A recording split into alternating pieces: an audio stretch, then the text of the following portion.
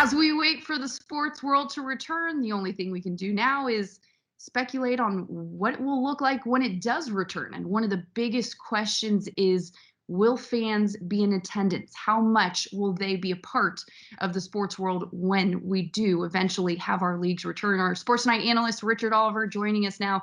And Richard, ESPN conducted a survey that asked fans whether or not they were in favor of watching sports without fans present in attendance.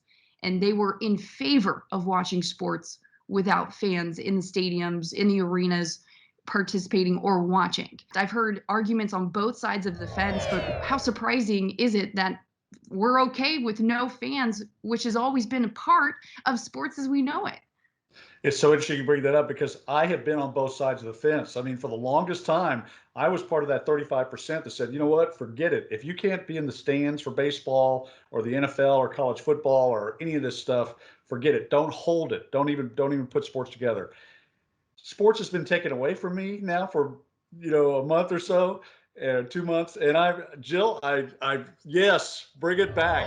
I want baseball, I want football, I want hockey. I'll even watch soccer, which is not my sport, because I just feel like it's time to get it back together. It is a sense of normalcy that's needed. So I'm in the 65% camp, but I will say, it's a difficult thing. And I think it's difficult for the athletes as well. I mean, you've seen some of the NBA players. You remember LeBron James early on in this thing said, "I'm not playing without fans in the stands." Uh, I think they understand that there is a percentage of what they do is entertainment, and a percentage of what they do is for folks to be able to come and enjoy.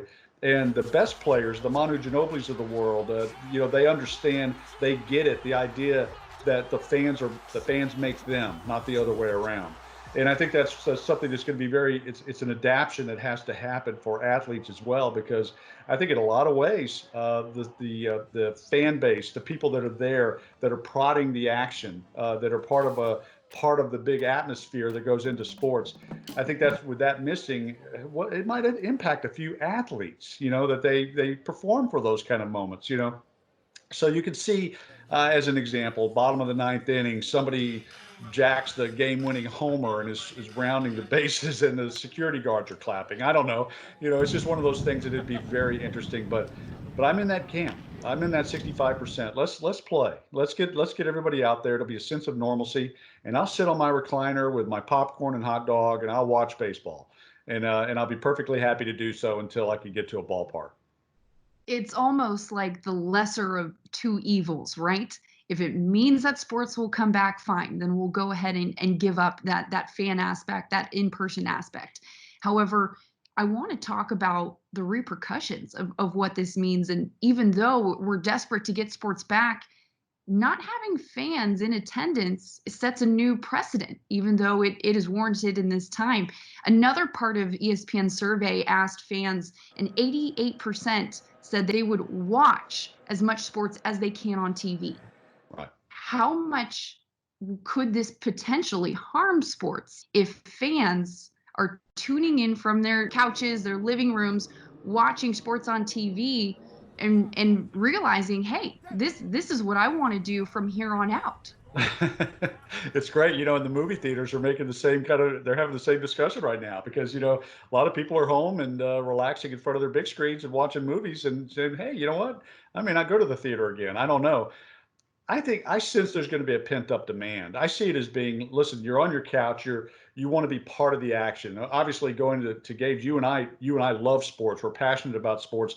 And so we want to be there. We want to see the big moments happen. The great thing about sports is every moment can be history. There's always something that could happen in sports that's really dramatic and fun, and all those different kind of things. So I think that, yeah, there's a concern. And let me tell you, having folks at home sitting on their lounge chairs for any amount of time is going to be detrimental in a big way to sports. Obviously, and so to your point, I think teams are having to rethink the way they put together the experience for fans. You've got to lure people back. Number one, obviously, there's the safety issue and the comfort issue and all the kind of different things that go into having people in this pandemic age come to a ball game. But boy, I tell you, Jill, in the long run, you have to lure people back. hey, you know what? It's not just the baseball. There's got to be an experience. I think sports was already doing that to an extent. They really have to think about it now, though, because it's going to be a brave new world out there when you get people back. And you know what? You can't go to Kyle Field at College Station, go to a college football game, and put 100,000 people in the stands right now. You can't do it. So it's going to be very interesting how you could balance that and get people to come back out. Multiple factors are going to change moving forward from this. We know that. The question is how different will it look from here on out? Yeah. So so hopefully though we do get sports back soon, fans back in the stands soon. But Oh until then, yeah. we'll just have to wait and see and stay safe. Richard, thank you so much. You bet.